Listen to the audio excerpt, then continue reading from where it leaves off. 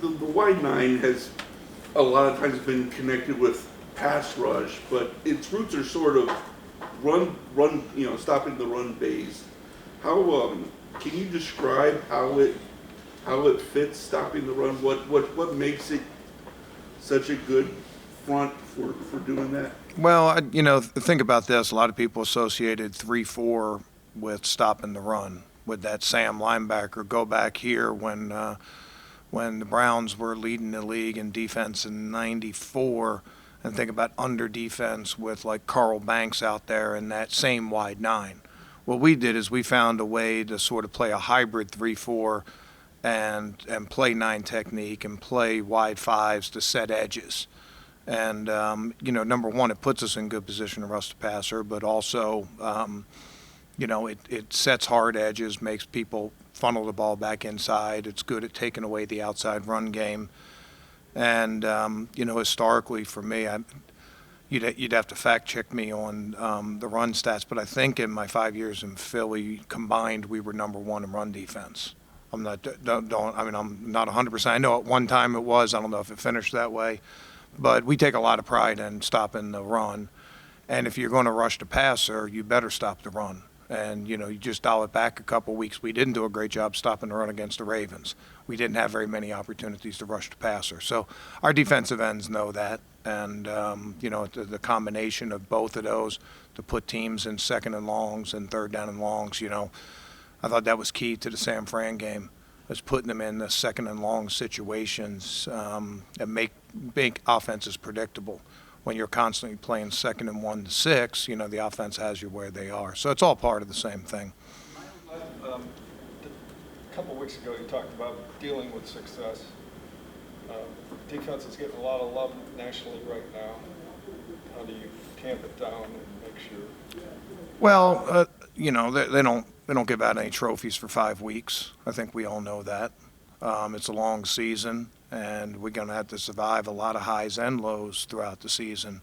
We have some experienced players. We have some experienced coaches that have been there that know that, and I think that's one of the things that that keeps us grounded. Let me know when the 5-week stats are part of the tiebreaker. When they are, we'll really concentrate on that. We're trying to be good each and every game, find a way to give ourselves a chance to win every Sunday and try to be consistent. As the NFL, you're not always going to have a great performance every week, but we need to find a way to minimize our poor performances, minimize our poor plays, and accentuate our positives and keep our eyes on that, that destination.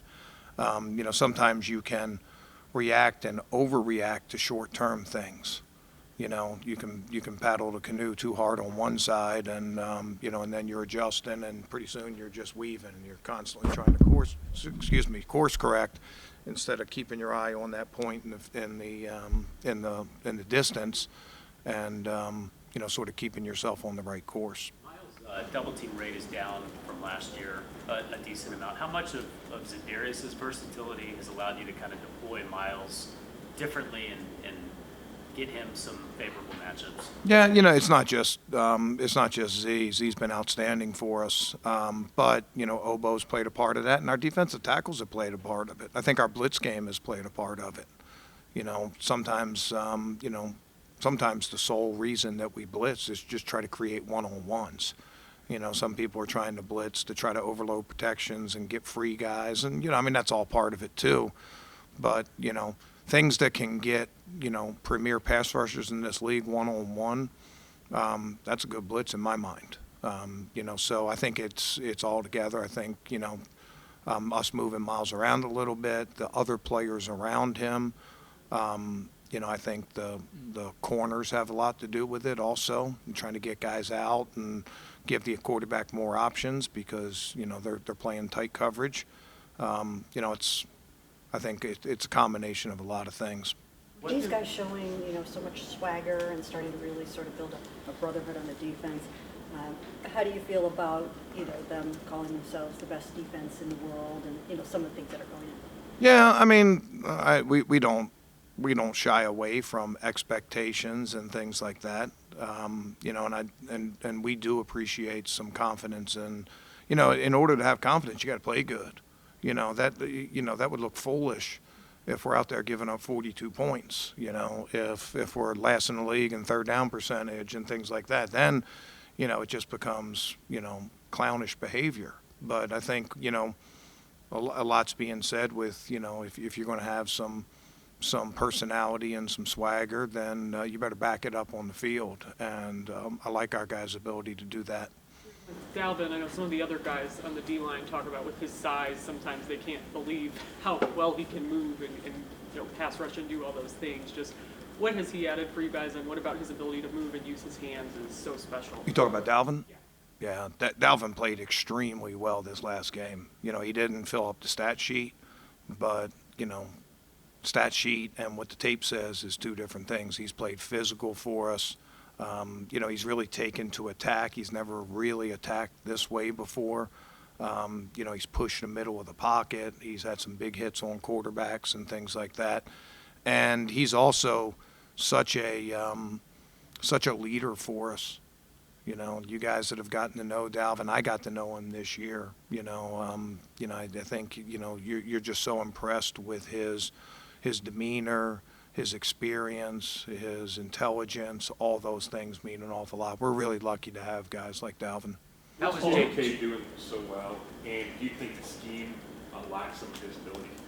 Well, dial back and first kickoff of the game. I don't know if you guys saw it, but Jeremiah did a really good job on that kickoff. And our defense has a lot of similarities between kickoff coverage. We're sort of attacking in waves and playing off the guys in front of you and things like that. I think those things fit Jeremiah. He's been consistent this year. There's little things that we can iron out that can get him even better. But I like what we're seeing with him so far. How is Obo playing? He's playing 3-2, right? I mean, we're all playing 3-2. Our defensive stats are 3-2. Everything else, and he's doing his job within. I don't want to downplay it. I just don't want to get into the whole rate everybody's play. It's not about individuals. We talked about that last week. It's about the group. It's about all 11. It's all those things, and we expect guys to do their job within the, within that, and to bring some energy to the thing, and play the run and the pass. Obo's done all of those things. When we talk about effort, it doesn't take long for you to put tape on and see great effort come from Obo.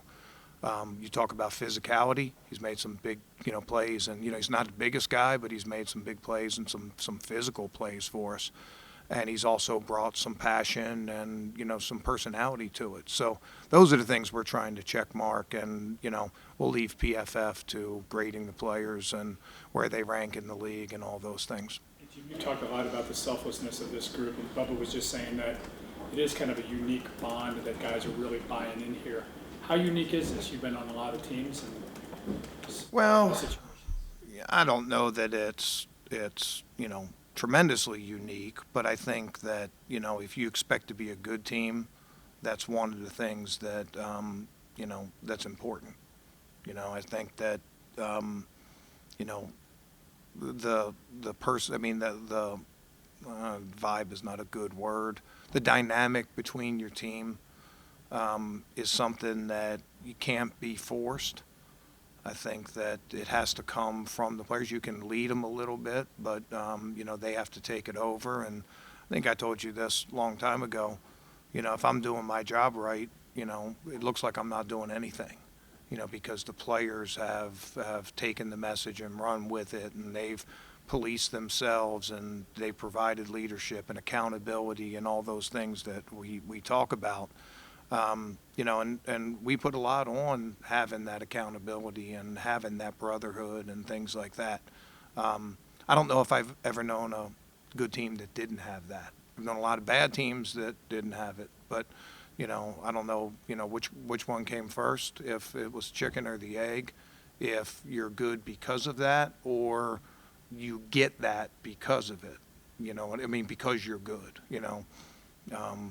but I've said this before, your team culture is defined by what you're like when you're at your worst, when things are the hardest, and I think that it's easy when things are going well for things to go good, but we've had a couple setbacks, and I like the way we responded. We had a setback against Baltimore, lost the game, and then had a big challenge coming in.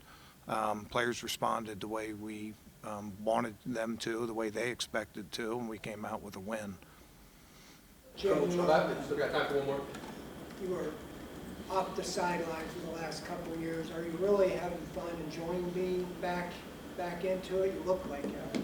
Yeah, I mean, it's hard not to. This is, I chose to do this in my career because I tried to take the approach of, if you love what you do, you never work a day. I like being around the game. I like being around players. I like the challenge every week.